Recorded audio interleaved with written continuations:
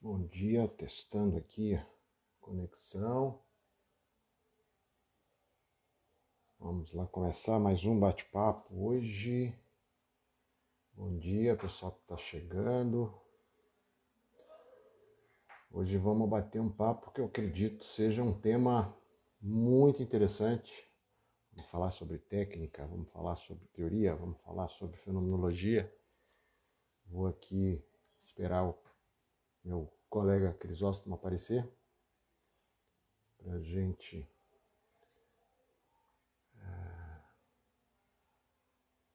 lá.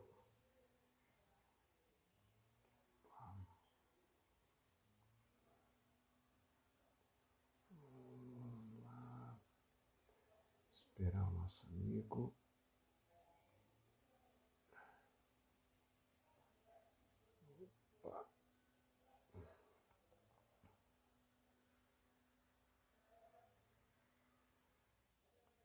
Deixa eu ver. Vamos nessa. Opa. Esperando aqui. Achei.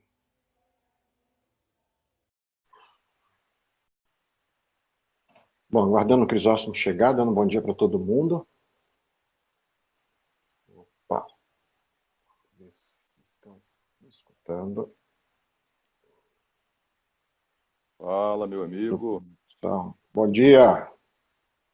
Bom Para mim, dia. Você sol. me vê, me Tô, escuta? tô te ouvindo. Espera aí. Te escuto, não tô te vendo ainda, mas vamos lá. Tá conseguindo me escutar? Agora Pronto. sim. Opa. Bom dia. Como vai? Tranquilo? Bom dia. Bom dia, Adriano. Tudo Tamo bom, que meu querido? tamo. Tranquilo, e você?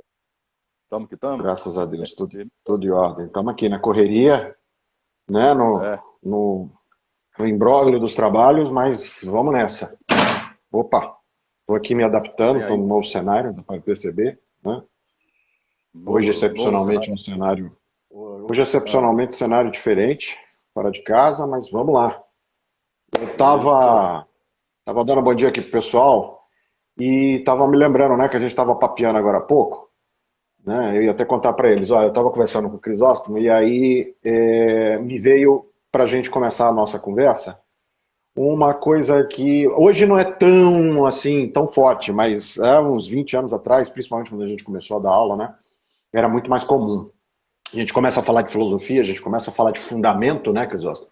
A gente começa a estar pensando em vamos dar subsídios para estar discutindo, por exemplo, questões relativas a uma teoria ou algum contexto, né? Clínica em geral. E aí a coisa mais comum, né? Dava uma raiva danada. A gente está lá falando de filosofia, falando de conceito, falando de teoria, falando. E aí levanta a mão, assim, um aluno levanta a mão e faz aquela clássica pergunta: Ô professor, muito legal isso aí, muito bonito você está falando, né? Mas quando é que a gente vai aprender a fazer? Não é assim? Invariavelmente a gente fazia aquela, né? Tinha aquela sensação de, opa, nós estamos tendo uma cisão aí bastante interessante, né? Parece que a gente está falando de teoria versus prática, teoria versus técnica. Técnica, esse é o tema de hoje, gente. Vamos falar sobre a técnica na clínica, a técnica na psicoterapia. E aí, para soltar a bola, já para mandar a bola para você, né? Teoria e técnica. Tem essa cisão toda? Vamos começar por aí? Manda bala. Vamos conversar por aí, começar por aí sim. Eu acho que é um bom início. Eu acho que é um bom início. Você me ouve bem, direitinho? Ouço bem. Ah, legal. Espero que o É, pessoal esteja escutando então, também. legal, legal. Então, Adriano, eu acho que assim, eu acho que é importante a gente compreender, né? Assim, a gente tentar compreender as coisas a partir do seu contexto de emergência, de aparecimento, né? Isso é muito fenomenológico, né? E eu acho que pensar sobre isso que você está trazendo, né? O próprio comportamento muito recorrente, que talvez fosse até um pouco mais forte, como você falou alguns anos atrás, mas que ainda se faz muito presente hoje, eu acho que tentar compreender isso também é importante, não é? Assim, e eu tendo a ver isso inclusive me permite um diálogo aí numa certa intersecção né, de dois temas que são muito fortes na minha trajetória, a psicoterapia e a educação. Né? Boa. Porque eu acho que a gente está falando aí assim, de campos eminentemente, historicamente, tidos como muito pragmáticos, de fazer, do fazer. E, assim, não nos parece nada surpreendente que o próprio processo educativo, ele tenha assim, se consolidado, historicamente, e aí, claro, tem toda uma historicidade para isso, que em outro momento a gente até aprofunda, numa outra conversa, mas como sendo realmente, assim, ganhando esse contorno de aquisição de um saber fazer. A gente já falou até sobre Uhum. isso num outro contexto, numa outra conversa, a gente falou sobre isso, o próprio sentido de ser na formação do psicólogo lá do SPA, do Serviço de Psicologia Aplicada, Uhum. que é uma instância interna às universidades que todo curso de psicologia tem que ter, onde o aluno faz estágio clínico, e o nome dessa instância se chama SPA, Serviço de Psicologia Aplicada. Então, eu acho que essa nomenclatura, como a gente já falou, ela diz muito sobre essa tradição, e que, portanto, eu acho que torna um pouco compreensível, por um lado, esse anseio, essa demanda de, olha, mas eu estou aqui tudo bem, pensar isso é bacana, mas eu estou aqui para aprender a fazer. A Uhum. formação, a formação se confunde, é quase que inequivocamente associada a um sentido de aquisição de uma espécie de um ferramental teórico, e que vai me habilitar, a legitimar a minha prática. Ferramental esse teórico, edificado historicamente pela ciência, pelo pensamento científico, as chamadas, muitas vezes, por exemplo, no campo da psicologia, diferentes compreensões psicológicas, chamadas correntes ou abordagens psicológicas. E aí eu acho que esse é o solo, esse é o contexto, eu acho que esse é o ambiente. Então, nesse sentido, eu acho que, por um lado, é compreensível, obviamente, que eu acho que tem toda essa historicidade. Agora, o fato de ser compreensível não é menos passível de que a gente olhe com cautela para isso, porque junto disso vem aí, como a gente fala, toda uma historicidade, e aí eu acho que realmente a fenomenologia, eu acho que nos permite um estranhamento importante a Uhum. respeito disso, que de certa maneira aqui é o nosso horizonte aqui de reflexões aqui ao longo dos nossos encontros, para poder perceber um pouco toda, aí sim, como você fala, poder perceber um pouco toda essa suposta inequívoca ruptura, Uhum. de uma teoria, da aquisição de conhecimentos para que, num determinado momento, nós estejamos aptos, formados, não sabe em que medida formado ou formatado, mas aí é outra história, Uhum. formados para intervir, para agir, na prática. Então, assim, eu acho que é importante a gente relembrar isso. E eu acho que também a introdução dessa. Vamos construir essa historicidade, Vamos, então, né? vamos lá, vamos lá. Vamos construir. Então, assim, É, como é que você vislumbra, então, essa historicidade? Fala aí para gente. então, eu acho que olhar para isso, é muito possibilitado até pelo próprio nascimento e caminhada da fenomenologia, Uhum. Falar sobre fenomenologia, falar sobre, a edificação da fenomenologia tal qual a gente conhece, principalmente, a partir de Russell, é justamente um convite, nunca é demais relembrar isso, um convite, a tradição fenomenológica é edificada por Russell aí, na virada do século XIX para o século XX, como uma espécie de um convite, a um estranhamento mais radical de um caráter positivista, de um caráter historicista determinante, da relação que a gente tem conhecimento, mais especificamente assim, a consolidação das ciências, e dentre elas, evidentemente, a própria ciência psicológica, a psicologia. Então, desde lá, do início das formulações da fenomenologia com Russell, nas suas primeiras obras, filosofia da aritmética, depois, já na virada do século, investigações lógicas, o que se está em jogo, em última instância, é uma espécie de um estranhamento e uma relação mais liberta, com esses Uhum. ditames positivistas, historicistas e até psicologistas, no sentido mais estruturante do termo, que que é um pouco esse solo de constituição, de sedimentação, de nascimento das ciências, né? E aí também da psicologia, que se constitui originariamente como ciência aí. E, consequentemente, né, a própria compreensão de homem, né, homem, mundo, que de certa maneira subjaz, né, a todo esse contexto, né? Então, eu acho que esse resgate aí sim é fundamental, porque a partir daí a gente está falando da afirmação, né, esse modelo mais estrutural, mais duro, inicial de ciência, né?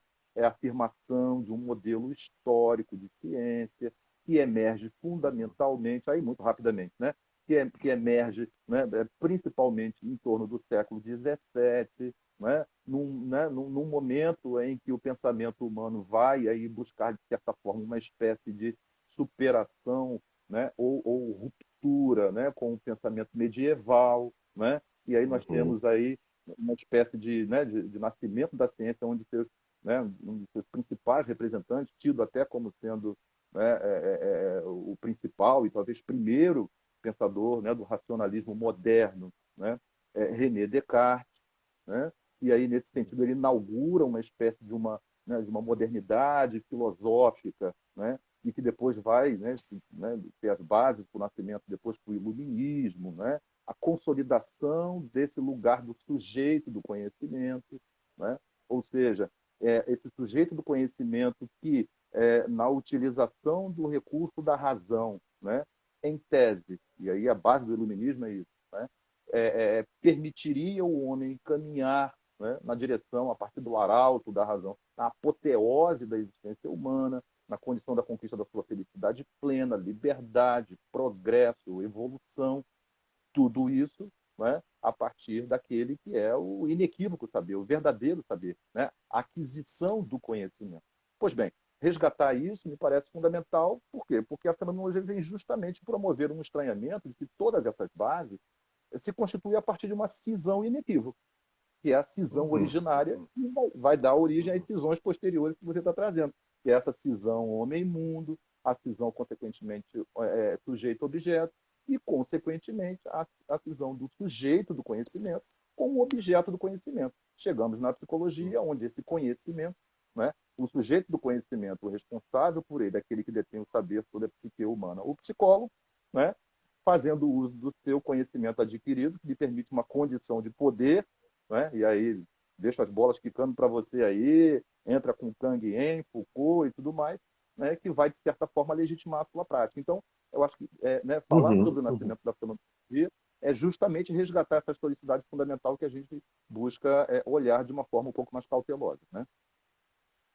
Pois é, pegando esse gancho, né? Até aproveitando aqui uma fala da Mônica, que está falando exatamente uma coisa muito interessante aqui sobre o uso, por exemplo, de obras de literatura no nosso trabalho, né? Ao invés dessa coisa mais formal. Então, assim, nós estamos falando, você está falando assim, você está trazendo uma questão que é fundamental, né?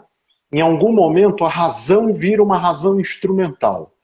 Ela vira uma forma, e aí fica uma questão, né? Estamos aqui falando em literatura, estamos falando em arte, né? Estamos falando em filosofia, estamos falando, aliás, até hoje muita gente deve fazer perguntas assim, para que serve a filosofia, né?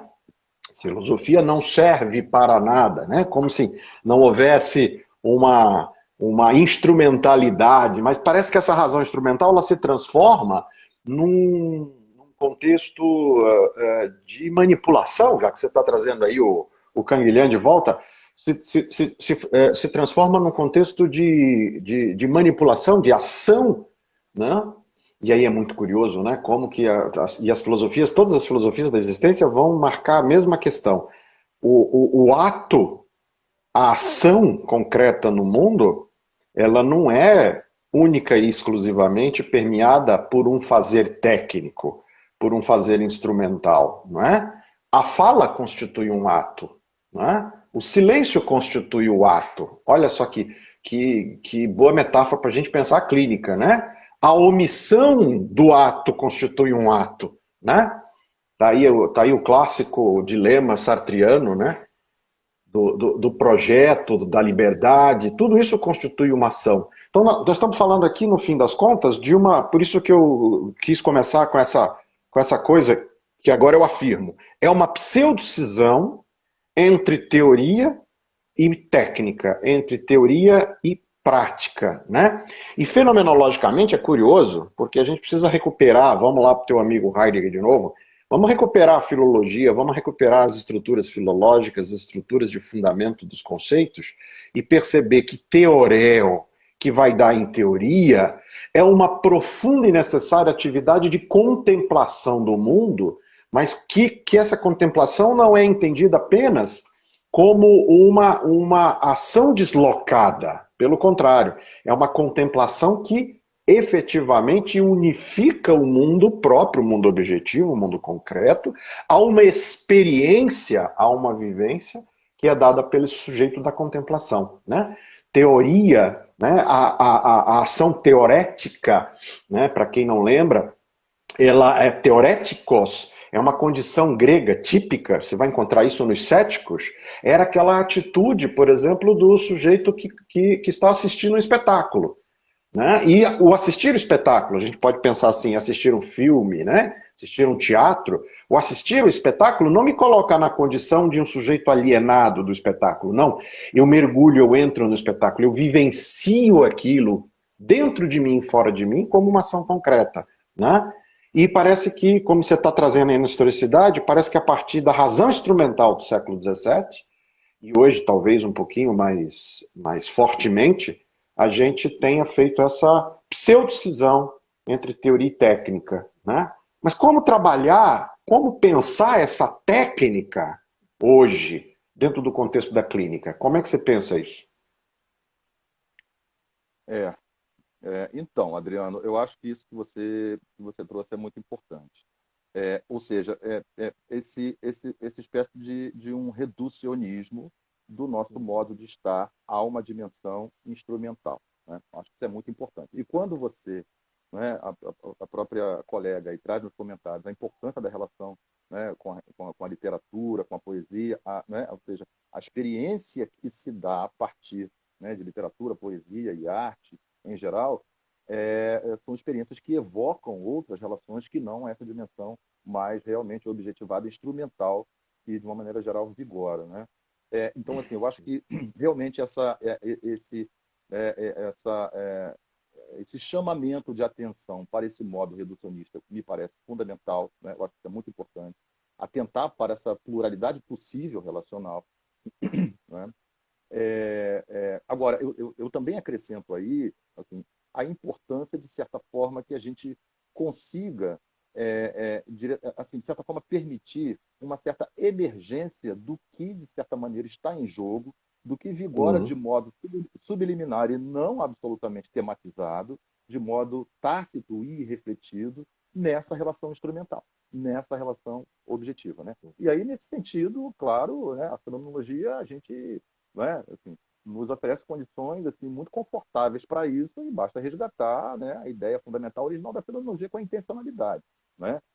Uhum. Enquanto sujeitos intencionais, né, não existe essa cisão e, portanto, sempre existe uma anunciação de sentido não clara, a experiência justamente do vivido, a essência do vivido em Rússio, numa dimensão pré-predicativa, intuitiva, que vigora nas nossas relações de sentido com o mundo. Então, assim, é fundamental, né, esse chamamento de atenção para uma pluralidade, sem sombra de dúvida, de modos de correspondência diferenciados, mas é também isso, né, eu acho que é perceber, né, de certa forma, ao atender, de certa maneira, né, uma espécie de um convite inequívoco e que a gente vive sobre uma égide de uma instrumentalidade, né, inequívoca, naturalizada, e aí a gente vem com tranquilidade, na atitude fenomenológica fundamental para a gente poder exercitar um estranhamento um pouco diferenciado das nossas naturalizações cotidianas, né? Dos nossos fazeres, dos nossos saberes, dos nossos falares. Né? Eu resgato aí, né? Enfim, lembro aí do saudoso Paulo Freire, né? Assim, Uhum. toda visão da palavra é precedida por uma visão de mundo. Né? É isso, não é necessariamente a Uhum. palavra dita, né? É o exercício do pensamento. E aí sim, né? Aí eu acho que a gente acaba criando condições, né, talvez interessantes, para uma experiência de uma outra ordem. E aí eu acho que a gente, né, dialoga muito proximamente aí com, por exemplo, com Heidegger, como você falou, né? O Heidegger vai trazer, assim, o tema da técnica é um tema importante em Heidegger, né? Porque ele vai fazer essa problematização, né? Uma importante conferência dele, né? Da era da técnica, né? Onde ele Uhum. vai, né, de 1949, né?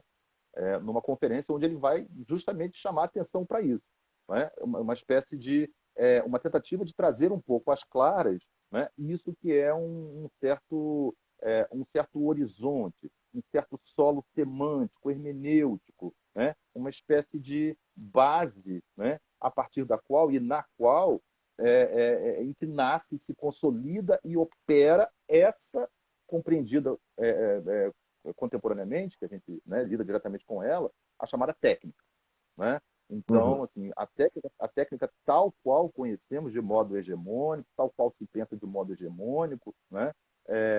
De modo resoluto, né? E que, em certa medida, acaba se tornando um exercício operacional, né? A técnica enquanto um instrumento que se operacionaliza na busca de um determinado fim, né? O Harari vai trazer realmente um convite aí extremamente importante, entendemos, para aquilo que ele vai chamar de uma elaboração apropriativa desse horizonte de sentido. Né? Isso vai ganhar lá em Heidegger, no chamado Heidegger tardio, a compreensão de Ereignis, ou de o acontecimento da verdade, de certa maneira, que permeia essa relação naturalizada com o mundo via um modo de correspondência a uma era, a uma historicidade, Uhum. né? E que, portanto, aí sim a gente navega de modo naturalizado nessa dimensão da técnica. Então, me parece fundamental, né? Vamos dizer assim, essa experiência, né? De estranhamento mais radical, né? Uhum. Para além da pluralidade da correspondência com o real, vamos dizer assim, né? Mas também o que cada correspondência anuncia. E do caso da correspondência hegemônica, no caso, né? De um fazer, aí a gente volta no que a gente falou lá atrás, né? Assim, que esse fazer instrumental de um saber se constitui como um instrumento de poder interventivo, retificador, né? Restabelecedor de uma normalidade, aí volta a questão do problema da discussão do normal e patológico, Canguilhem, né? A questão do nascimento da clínica com Foucault, né? A questão do poder, do saber-poder, né? Então, assim, e aí eu acho que isso é fundamental mesmo, né? Ou seja, a técnica ela não se resume tal qual a gente, né, naturalmente lida e que opera nesse modo mais mediano, vamos dizer assim, de existir, ela não se resume, nesse sentido, a uma espécie de acúmulo de conhecimento do homem sobre o mundo, né? E, portanto, o que Uhum. instrumentalismo fazer. Mais do que isso anuncia uma relação homem-mundo de modo tácito, anuncia uma relação de mundo real, natureza, né? Regida por uma espécie de uma égide inequívoca de fundo, como uma espécie de um arcabouço, né? O externo, né? Que, em certa medida, está à minha disposição para intervenção, compreensão, exploração, né? E aí sim, né, esse modo, vamos dizer assim, tácito, regente, que o Heidegger vai trazer a ideia justamente de compor, como que se compõe, que é a ideia de composição, que ele vai chamar de gestel, né, é uma espécie de Uhum. uma convocatória emergente em que a gente tende a corresponder de modo muito naturalizado. Então, essa problematização de fundo, para mim, acho que é fundamental também. Você não acha? Deixa eu pensar aqui, tentando juntar essas coisas, e até aproveitar aqui uma questão que me pareceu bastante interessante para a gente refletir junto. De certa maneira, o que a gente está falando é a técnica ela tem uma dupla condição, né? Ela pode ser ela pode ser uma espécie de atalho, vamos dizer assim, atalho, uma espécie de modo de simplificação que acabe fazendo jus a toda essa condição de normatização, normalização, né? A ideia do medicamento, né? A ideia da medicação, que a gente também precisava recuperar, né? Que é a ideia do fármacon, né? Lembrar que o fármacon na tradição grega, ela tem uma dupla acepção, né? Ela pode ser veneno, né? Mas ela pode ser também objeto de cura. Paradoxalmente, você pode ver que boa parte das vacinas são feitas com o próprio vírus, né? Quer dizer, tem uma condição dialética aí. Então, mas ela pode ser também a técnica pode ser esse modelo de simplificação que normatize e normalize, por exemplo, o sujeito, né? Medicação pode funcionar como isso, a técnica psicológica também pode funcionar com isso, né? Quantos psicólogos não se colocam na condição do normalizador? Já que você falou da contexto educacional, é muito mais simples de ver isso, né? Quando o psicólogo é convocado a ser o normalizador da condição comportamental da criança no seu contexto de aprendizagem, né? Se eximindo completamente de, eventualmente, fazer uma reflexão sobre a inapropriação desse contexto para a vida útil daquele sujeito. Ou, em outras palavras, a aula é chata, por que eu vou ficar quieto? Né? Então, a gente pode pensar a técnica por aí também, é evidente. E aí seria, claro, a razão instrumental crítica que a gente faria. Mas, por outro lado, a técnica também é essa ação concreta no mundo, né? E aí me veio até ter uma questão aqui que eu acho que a gente podia tentar fazer uma ponte, né? Será que podemos dizer que o fenômeno psicológico abordado no contexto da clínica se dá no ambiente artificial? Se concordamos com isso, qual seria o lugar mais adequado da abordagem do fenômeno psicológico? Acho que dá para a gente fazer uma amarra aí. O que você acha? Eu acho que dá para fazer algumas. Eu acho que dá para fazer algumas. Eu gostei muito do teu atalho, viu? Gostei muito do teu...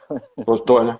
Eu gostei muito do teu atalho, Estou me porque apropriando aqui de uma frase clássica, vamos dar nome aos bois. Eu estou aqui me apropriando de uma discussão de ninguém menos do que Laura Pearls, para mim, o grande nome da Gestalt terapia, pouca gente conhece, que ela está dizendo, e ela está até provocando, ela está dizendo assim, olha, o Fritz está usando muita técnica, a Gestalt terapia se constituiu muito em técnica, técnica mesmo, de agir e de manipulação. E ela está lá sutilmente, muito apropriadamente dizendo, olha, o diabo é o mestre dos atalhos, e os seus instrumentos são a simplificação, a manipulação e a deformação. Laura Pearls. Por isso que eu pensei no atalho.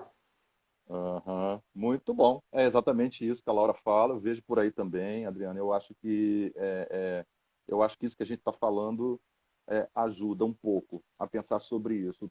É como se fosse assim. O atalho é uma forma possível, né? O atalho é uma forma Uhum. possível né, de chegar em algum lugar, né? Sim, sim. Assim, E não se deixa a de ser gente necessário em algum momento. que não deixa de ser necessário em algum momento. Então, assim, eu acho que Ótimo. um exercício de, vamos dizer assim, de desnaturalização, tudo bem? De Uhum. desnaturalização, de desnaturalização prévia do julgamento e do saber, ele é um caminho como qualquer outro, tem a sua especificidade, né? Ele é um caminho de chegar em algum lugar, né?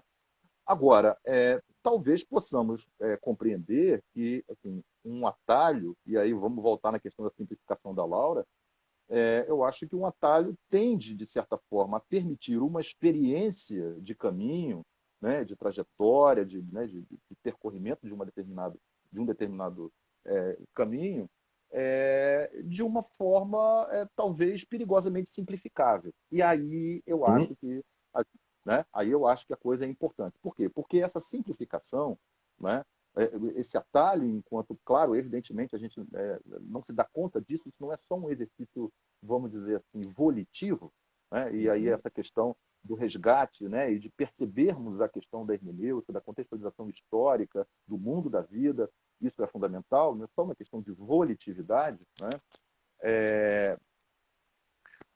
Ele, de certa maneira, promove talvez uma perigosa desidratação das possibilidades. Eu estou Uhum. chamando de desidratação das possibilidades aí uma espécie de. O atalho pode perigosamente trazer uma simplificação Uhum.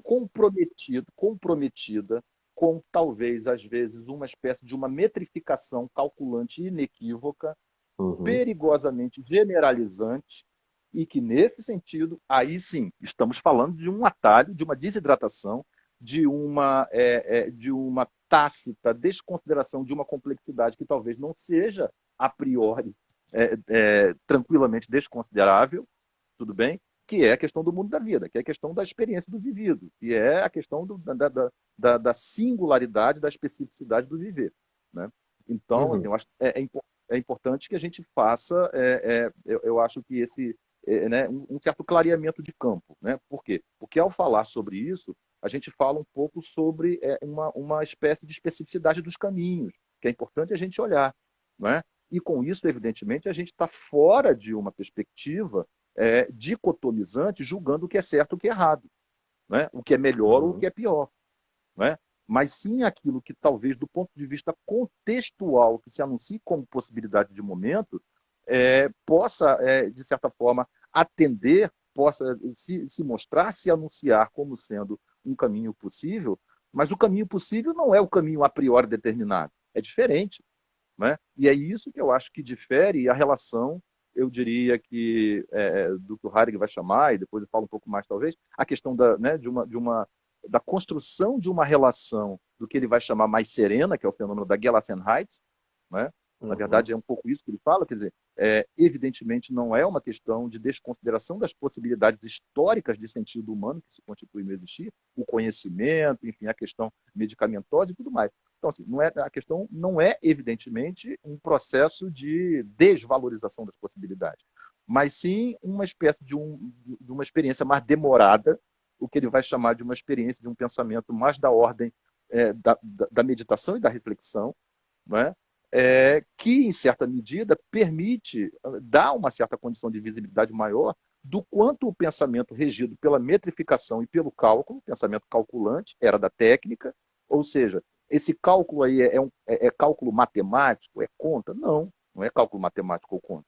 Esse cálculo é uma espécie de comparatividade inequívoca de base que a gente não problematiza, né? E, indiscutivelmente, quando a gente fala de comparatividade, a gente fala do ponto de vista dos nossos modos de agir a partir de representações que a gente cria de analogias, né?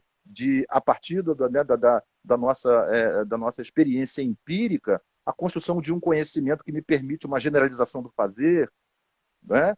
Então, tudo isso a gente está falando, né? A gente está falando de uma espécie de uma metrificação comparativa e que, de certa maneira, é um atalho que dá uma certa invisibilidade à especificidade do caminhar pelo atalho, que é aquilo que a gente vai chamar assim, mas tem talvez aí uma complexidade que não precise ser necessariamente descartável, entende? E aí que se chega um pouco nessa questão de talvez, quando você me pergunta, e aí, como lidar com isso, né?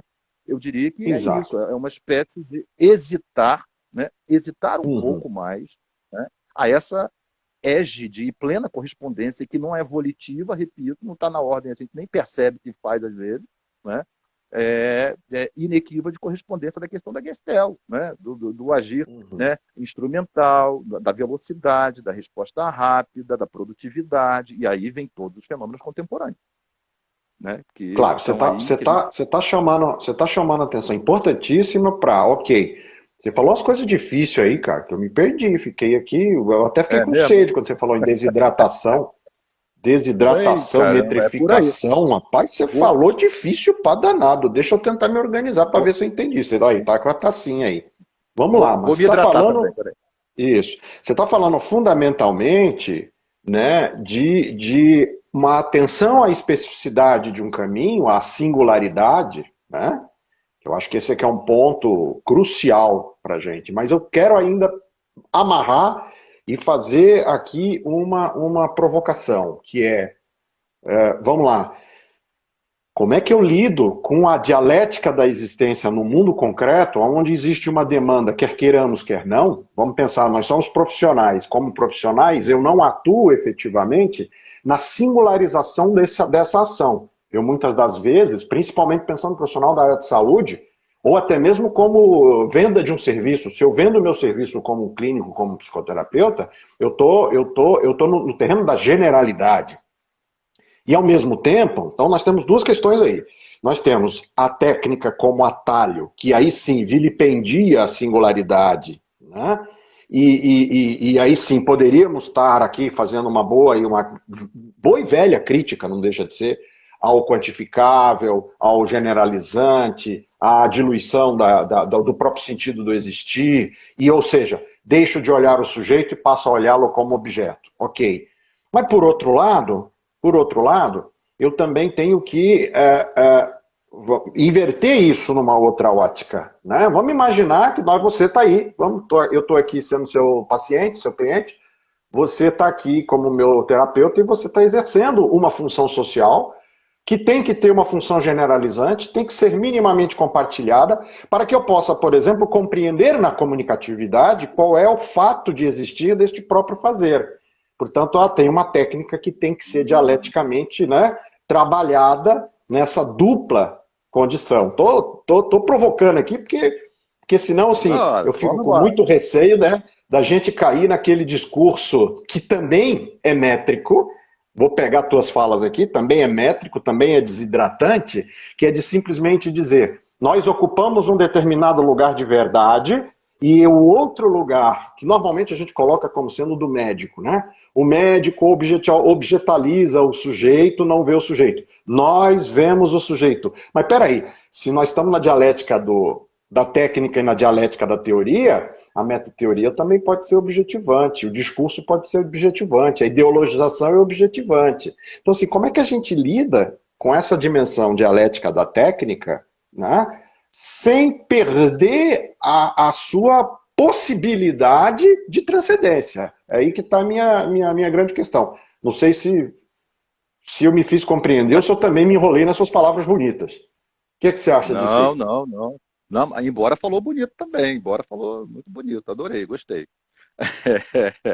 Mas então, Adriano, bom, primeiro, assim, eu acho que é importante nós sublinharmos isso que você está falando, né? Uhum. Porque, assim, não raramente, né, a gente poder pensar, né, pensar o que a gente faz, pensar a vida que a gente vive, né, pensar como que nós nos relacionamos, né, com a nossa vida, com os nossos contextos, com as demandas, né, com os lugares que nos são vamos dizer assim, demandados a ocupar, né?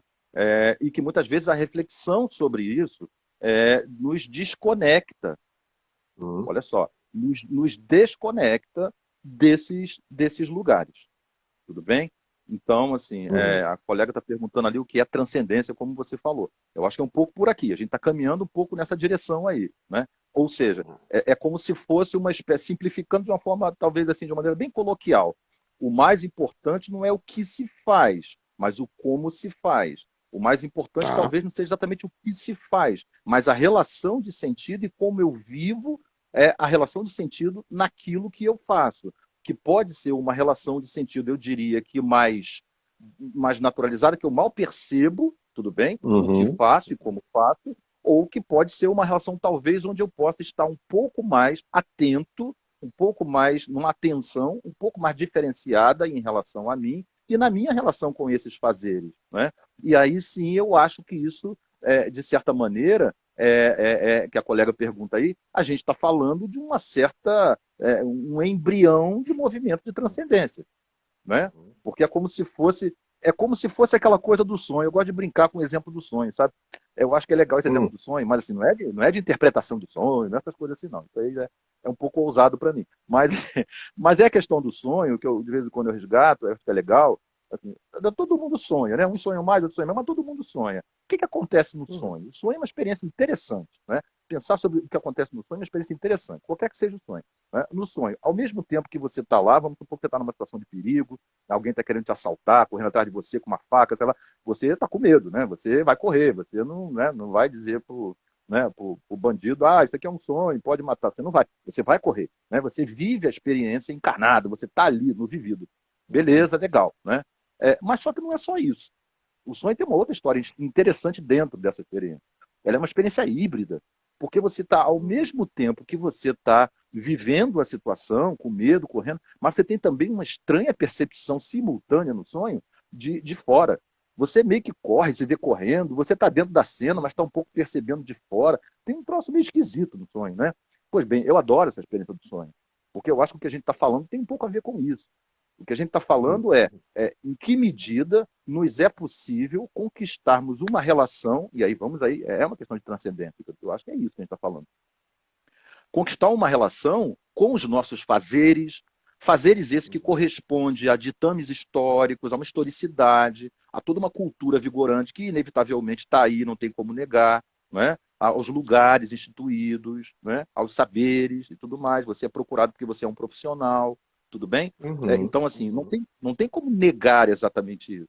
Mas eu entendo que a relação que a gente estabelece com isso, ela pode ser uma relação não somente naturalizada, tácita e, de certa forma, estéril, asséptica, entende? Olha, asepsia é uma coisa assim, né? Assim, você não está junto de você, você não se vive, você não, né?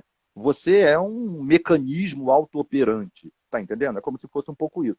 Pois bem, aí é que eu acho que é fundamental, né? Porque, assim, em que medida você é convidado a ocupar lugares e você consegue estabelecer uma relação com essa ocupação mais liberta. Aí sim, porque uma ocupação mais liberta desses lugares permite uma relação com a técnica, uma relação, enfim, com qualquer possibilidade de sentido, eu diria que mais liberta, e mais liberta não é negá-la, é atentar para o seu caráter de circunstancialidade necessária em algum momento, mas que aquilo não esgota a totalidade dessa experiência. Ou seja, o vivido não está exatamente na ordem de uma redutibilidade objetiva e inequívoca. Porque, ao fazer isso, a gente, de certa maneira, resgata a possibilidade da crítica que se dá lá sobre o século XIX, onde o pensamento vai se consolidando, né? A ciência, essa ciência mais dura vai se consolidando, e de onde nascem os nossos campos, né, de ciências e a psicologia também daí, né?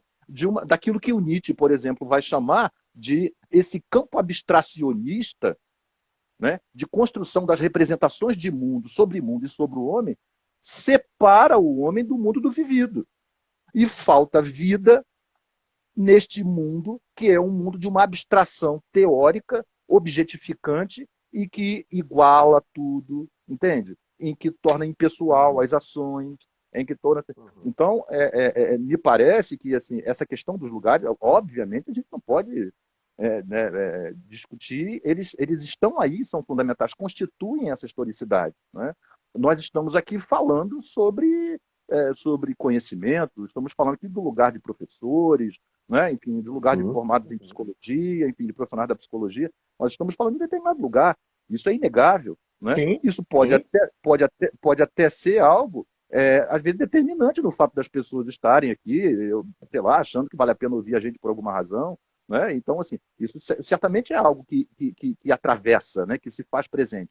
Agora, isso não nos inviabiliza, né, de estarmos atentos para como que ocupamos esse lugar.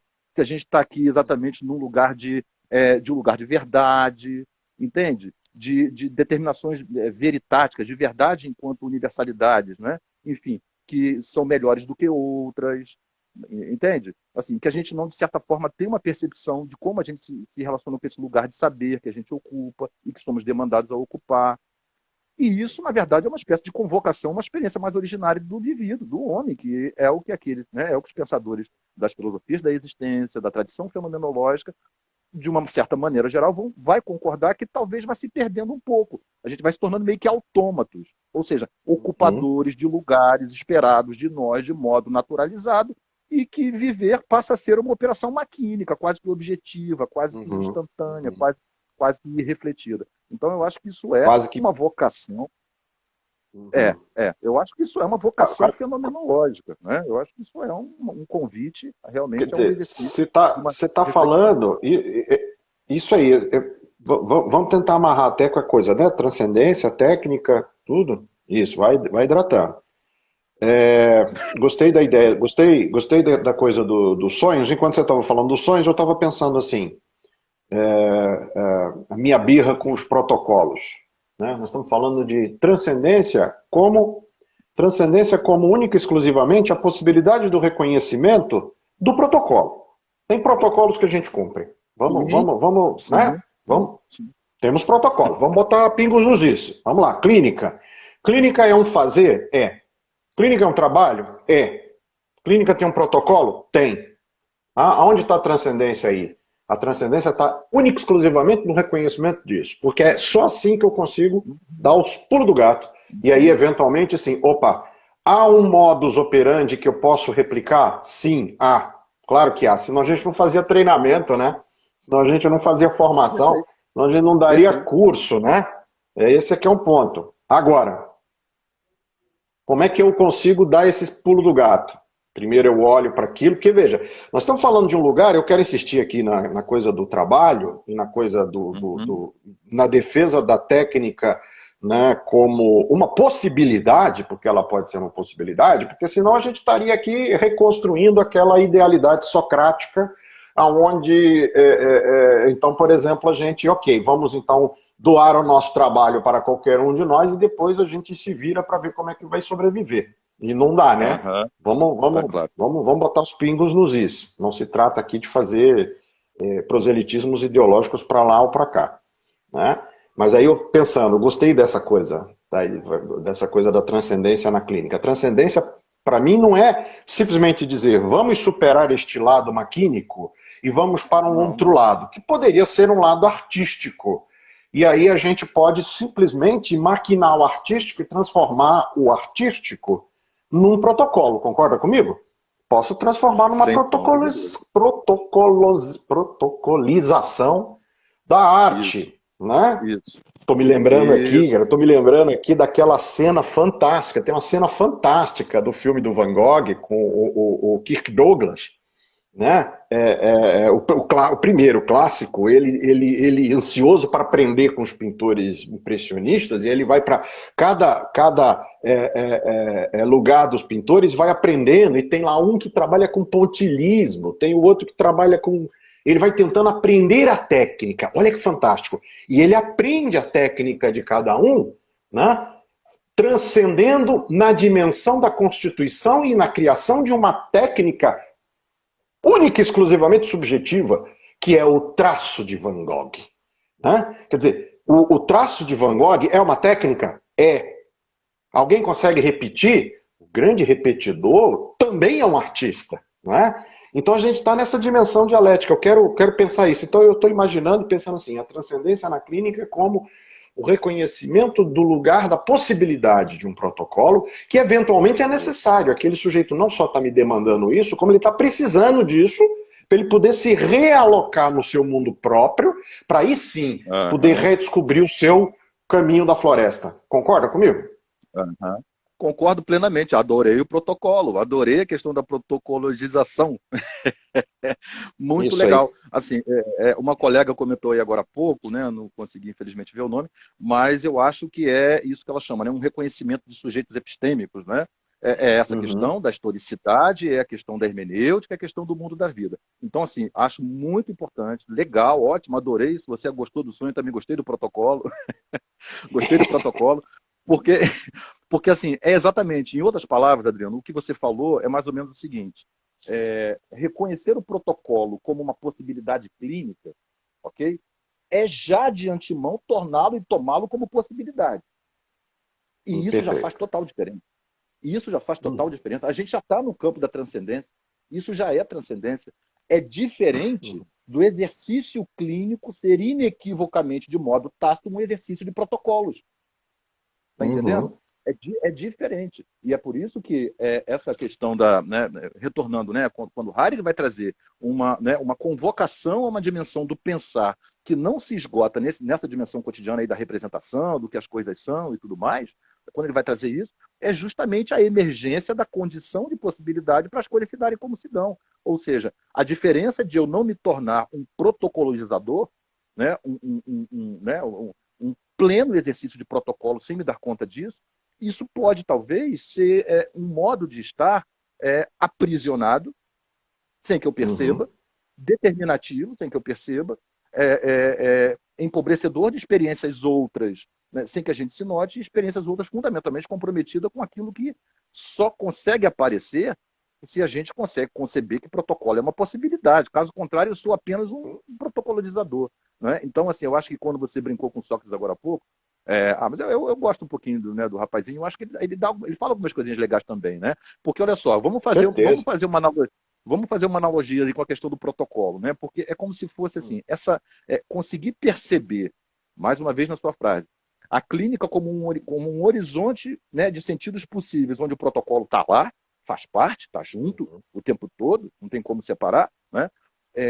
Eu diria que é como se fosse assim, uma espécie de. Eu acho que somente assim, somente onde há espaço para um certo não saber. Olha só, agora eu já né, trouxe uma coisa nova. Eu Opa. acho que é nova, mas eu acho que é mais ou menos junto, tá junto. É novo, mas é velho. É. É, eu acho que assim precisa haver espaço para um não saber. E aí eu faço um parênteses, claro, porque a ideia do não saber aí não é assim, né, de uma desresponsabilização, uma coisa nihilista, não é nada disso, né?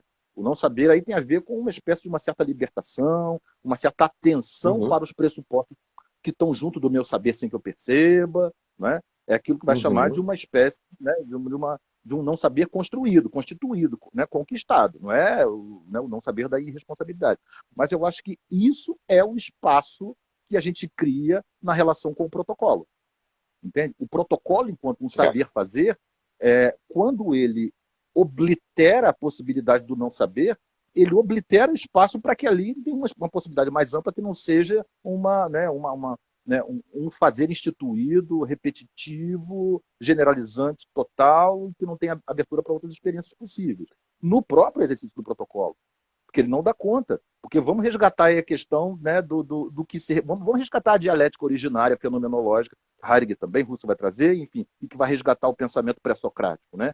O que se recua, né, o que se vela, né, no aparecimento do que se vela, o que se, Uhum. se esconde, né, para aparecimento do que aparece. Né? A sustentação, portanto, do não saber é um resgate daquilo que perde o caráter de essencialidade determinativa no fazer, na verdade inequívoca, para a sustentabilidade teórica daquela verdade, semântica, histórica, hermenêutica daquilo, o que permite pensar aquilo tal qual eu penso. Então, essa convocação para uma relação de não saber, um certo não saber, é uma abertura um pouco maior, né, para que a gente possa estabelecer uma outra relação com os saberes. E aí sim, eu acho que assim, aí inaugura uma espécie de, mesmo que modesta, mesmo que eu acho que é assim mesmo, porque a coisa é realmente processual, né? Não está no controle exatamente, não é uma coisa volitiva exclusivamente, não é só isso, mas uma espécie de um espaço maior, sabe? De anunciação, de aparecimento daquilo que Russell, Merleau-Ponty, né? Vão chamar de mundo da vida, aquilo que a gente falou que o Nietzsche vai chamar a atenção. Falta pessoas no mundo das pessoas, falta gente no mundo da gente, falta humanidade no mundo dos homens. Né? E aí eu acho que é disso que a gente está falando, o vivido, né? Em Russell, o conteúdo do vivido no seu caráter histórico, hermenêutico em Heidegger, próprio que nos torna únicos. Né? Uhum. Próprio que nos torna únicos. Ou seja, a clínica sendo também, né, esse espaço de encontro de alteridade. Tá entendendo? E eu acho que isso dialoga muito de perto com um certo não saber. E esse não saber, eu acho que permite justamente uma não protocolização do existir. E também da clínica, embora ela passe pela dimensão do protocolo, evidentemente. Entende? Sim. Então, assim, eu acho que a gente está na dialética, né? A gente tá na Perfeito. dialética o tempo todo, né? Perfeito, é exatamente isso que você resumiu perfeitamente o que eu estava pensando, exatamente isso, porque é para a gente não jogar o bebê fora junto com a água do banho, né? Dizer, Não olha, pode. não, protocolizamos, então vamos abandonar os protocolos. Não, esse lugar de não saber, paradoxalmente, tá, gostei da sua analogia, paradoxalmente, ele é um fenômeno que brota no desvelamento e que oculta alguma coisa. Fantástico isso, porque por isso que eu falei no início. Para mim, a transcendência da clínica está exatamente no reconhecimento da possibilidade do protocolo, só isso. Tá? Porque assim, vira e mexe aparece aqui, já teve um outro comentário, por exemplo, e isso tem incomodado muitos nossos colegas nos últimos tempos, a ideia do coaching. Tá? O coaching é essa metrificação que você está falando? É. O coaching é essa alienação do subjetivo que você está falando? É. Mas o coaching também tem o seu lugar. Não é? A tecnologia também tem o seu lugar. Eu gosto sempre, né, pensando aqui, enquanto você estava falando, estava pensando, né, uma figura metafórica que eu acho que todo mundo conhece é a figura do nosso querido Dr. House, né, do seriado Dr. House. Né? Veja que ele é uma figura muito curiosa, ele é uma figura muito interessante, porque ele está no absurdo do lugar de um saber, mas ele não aliena a possibilidade desse não saber. né? O desafio dele é o tempo todo estar procurando aquele lugar de segurança, né? Que a gente poderia fazer uma analogia na fenomenologia como a evidência, né? A segurança da evidência que me dá uma solidez de um saber constituído e marcado no mundo da vida. Falei, putz, aqui eu descobri qual era o diagnóstico necessário para aquele sujeito, né? Eu acho que esse é o lugar para a gente pensar que é o lugar da técnica, né? Porque senão a gente fica naquele discurso que eu gosto de brincar, um discurso da gangorra, né? É o discurso, uma hora está um lá em cima preso, outra hora está outra acima preso, outra hora a técnica, outra hora contra a técnica. Não é nem contra nem a favor, é simplesmente no lugar do reconhecimento, né? Desse lugar da coisa.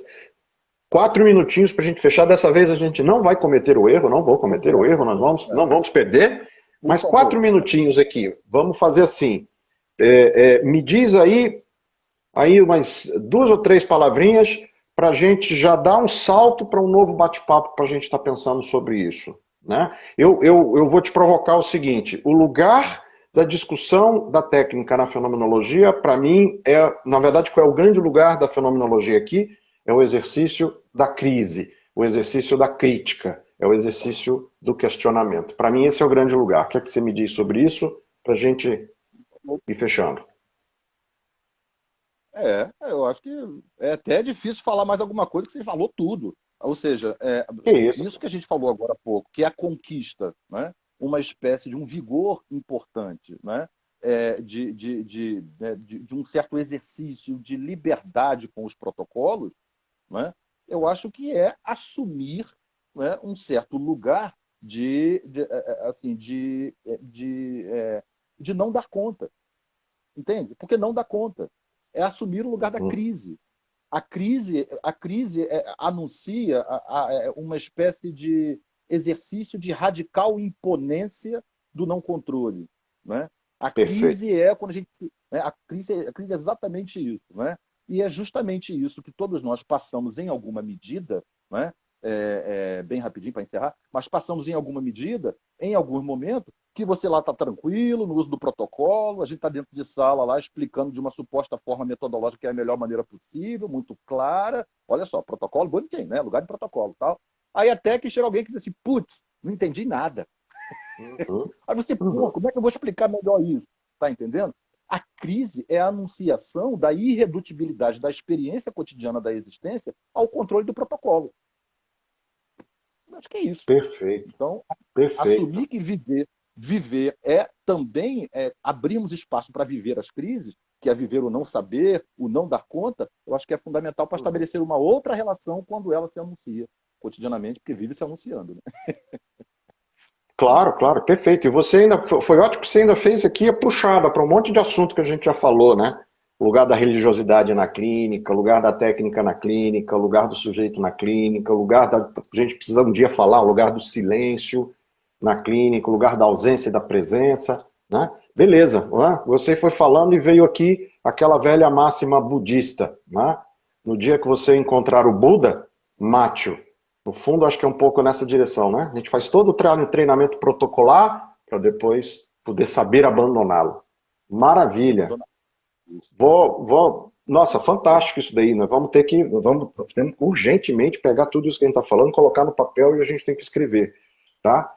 Vamos aproveitar, Verdade. faltando aqui 1 minutinho e meio, agradecer novamente. Vamos pensar aqui, pedir para o pessoal aí dicas de temas para a gente e anunciar aí para o pessoal o seguinte.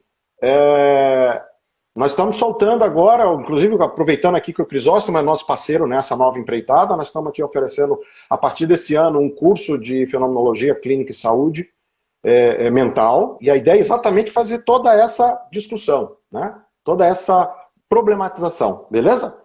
Então vamos lá, Perfeito. já estão o reloginho dizendo aqui que vai acabar. Muito obrigado, bom dia para todo mundo, excelente feriado para todo mundo, e até semana que vem. Um abraço, querido. Tchau, tchau, gente. Obrigado. Tchau, tchau, Tchau, tchau. Adriano. Um abraço.